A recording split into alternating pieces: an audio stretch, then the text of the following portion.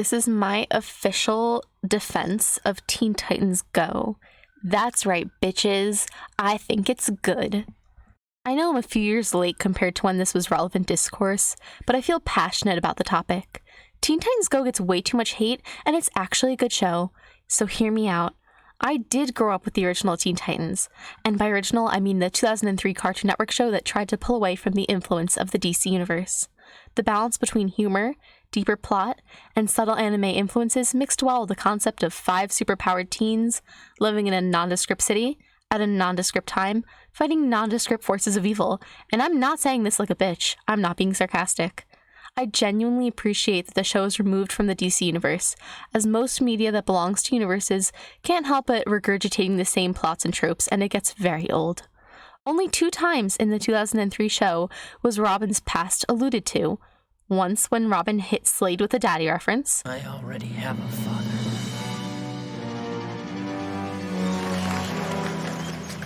And once when Raven was poking around Robin's mind and saw some circus shit. No, he's here. He's real. I've seen him.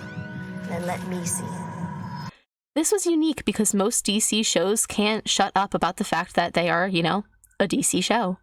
And to take Robin, one of the most iconic sidekicks of all time, and completely remove him from Batman and DC, and instead give him his own new story, was quite daring. So you might be asking me, well, what does this have to do with Teen Titans Go? Well, Teen Titans Go does not shy away from referencing the rest of the DC universe, but it's more like they're constantly breaking the fourth wall and are hyper aware of their existence. We'd be the laughingstock of the DC universe. Even more than we already are. It's a full 180 from the precautions that the 2003 version took, and it shifts from a serious plot that takes more effort to uphold to a more episodic and silly version. So I'm going to break my defense of Teen Titans Go into 4 parts: tone, audience, humor, and characters. Starting with tone, I'll be honest and admit that the 2013 show is not nearly as serious as the 2003 version. It's completely episodic and reliant on humor.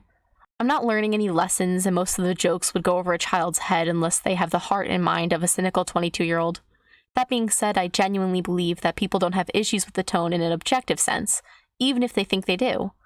I've heard the argument, Teen Titans Go just shows the characters being mean and having bad morals. To which I say, are we not the generation that watched Fairly OddParents? Timmy was a dick, okay? Boom. I've predicted your next argument. Well, there were times when Timmy learned his mistakes and was kind to Cosmo and Wanda.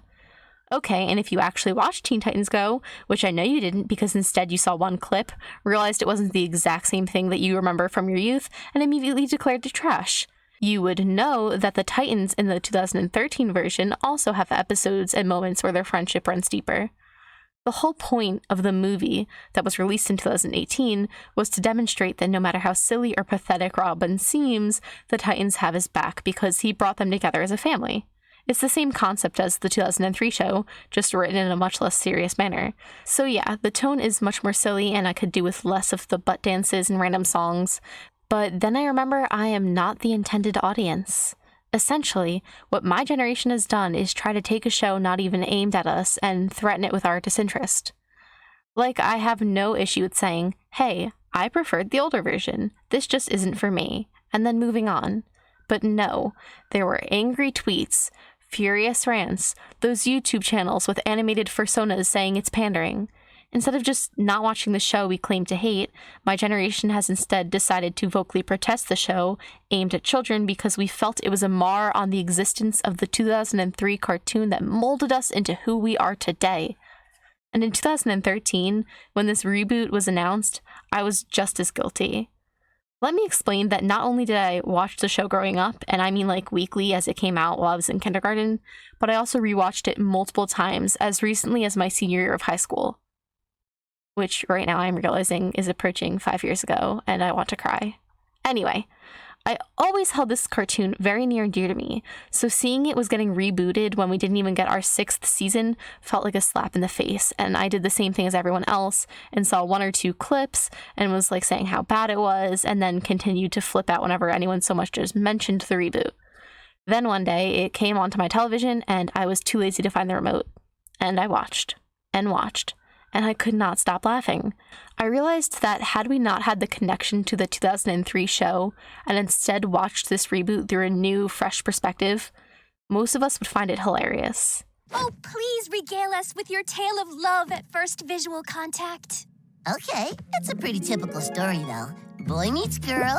Girl asks if boy will get her access to the Titan's tower. Boy falls for girl. Girl insists on getting a schematic of the Titan's defense capabilities. I told myself I wouldn't cry. This was written for a new generation of kids, but kids today have just as good a sense of humor as we did. Another argument you may have is, but how are they going to learn their lessons? Boom. I bring you She-Ra, The Owl House, Kipo, Hilda, Infinity Train, maybe not for the kitty kids, Amphibia, Glitch Techs. These shows are from the past 2 years alone, and they teach so many lessons, like the original Teen Titans did for us. Teen Titans Go, on the other hand, fulfills the role of Fairly Odd Parents or Jim Neutron, episodic and rarely getting too deep, but still very funny. That may be the perception, but it took me 10 years to earn my veterinarian degree. And statistically, it's more difficult to get into veterinarian school than med school, which means I had to work twice as hard for half the respect. Sounds like you should have been a people doctor, bro. Enough! If I wanted to listen to someone criticize my career choice, I would have called my parents. We have to stop acting like we have more taste than children and are superior to kids today. We aren't. We're just gatekeeping a show from 17 years ago that was probably just as met with skepticism of grown men gatekeeping the comics and thinking a children's cartoon adaptation was offensive and rubbish. I remember seeing the Teen Titans Go movie in theaters twice. Teen Titans Go to the movies is objectively fucking hilarious, and a bunch of YouTubers, all self-proclaimed Teen Titans Go haters, went to see it in theaters as a joke, to make fun of how astray from real television kids these days have become. Then, most of these YouTubers ended up coming out and saying, hey, it was actually pretty funny. And I respect that. I think we would all find it funny if we gave it a chance. My proof? Gumball. If you don't like The Amazing World of Gumball, you're off the hook on this one. However, if you do and you have taste, then you'd probably like Teen Titans Go. It's the same exact cynical humor, social commentary, and pushing the envelope just a bit too far. The characters aren't written as deep, and yet they still have moments of underlying friendship and love. It's the same potatoes, friends. We've just been held back because Teen Titans Go isn't the exact same thing as our 2003 cartoon, and that scares us. The show breaks a lot of boundaries, and one thing I want to appreciate is the artwork in the show. It matches perfectly with the comedy, and they take many episodes to poke fun at themselves. Do you remember Control Freak? His role in the reboot is almost solely to come up to the Teen Titans, say he preferred the 2003 version of them, and then puts them in some sort of situation in which they become even more self-aware. Episodes that are similar to this are the ones where they become comic book counterparts, the one where they get serious, and the one where they literally just dub over the original cartoon. Capes are for magicians, and besides, I went bald at 3 years old. I've told him 1,000,000 times, capes and hair are essential for superheroes to look cool in the wind. Whatever, man. Where's this wind even coming from? Yeah, we're inside of a building. I picked this spot because it's near a vent. I lastly want to comment on the characters, both in personality and design, because I can't sit here and pretend that they aren't vastly different from their 2003 counterparts. Robin is the biggest change. He used to be the fearless and respected leader with the most morally ambiguous relationship to being a hero. However, he was still lighthearted at times and earned his team's respect. His 2013 version is the butt of the joke always, being the focus more often than not. His design is very similar, but his personality is completely rewritten. He's whiny, selfish, and annoying. Cyborg's design has shifted a bit, making him a bit more robotic, but his personality has shifted as well. It's like his entire deep side has been taken away and his goofball side has been dialed up. Beast Boy had a similar treatment. He was always the comedic relief, but he used to be the underdog who would surprise you with good ideas and optimism. Now he has no ideas and they beat that joke into the ground. Similar design, but he can talk as an animal now, which is uncomfortable. Starfire is just a slightly meaner version of her 2003 self and hates Robin now instead of wanting a piece of his traffic light look and teen angst. They also go really hard on her using the word "the" before everything. Raven is no longer angsty and has essentially taken up the times of 2020 being a TikTok girl who has the goth look without the goth personality, which is super valid, by the way. Point is, the Titans became two-dimensional summaries of their personalities, so why am I not bothered? Once again, going back to Gumball. Gumball as a character is two-dimensional. Imagine there was an early 2000s version of Gumball released today where he was some Naruto-type cartoon and he was loved by all and faced hardship and had a kind soul. Would that take away your enjoyment of the cartoon you watched?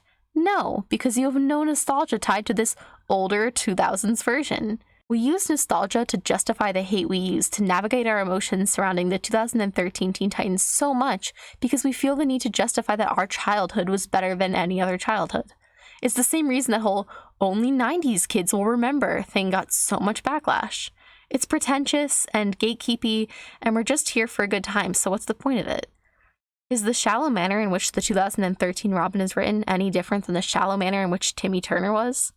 The characters function as they need to, for simple plot and jokes. I don't care that fighting evil isn't the focus of the show. It's just like Gumball being a student is only a fraction of his show. We need to just let kids enjoy the show without screaming every 5 minutes how much we hate it. Either give it a chance or stop trying to ruin it for other people. You have your criticisms, that's valid, but please don't be a jerk about it. What are we looking at, Robin? It is very dark. Of course it's dark. Nighttime is the most serious time to fight crime. Yeah, but I can't see anything either. Makes it even more dangerous. I can use my cybernetics to see, but would I then not lose my humanity? Robin, there is something I need to tell you. Not now. We have a job to do.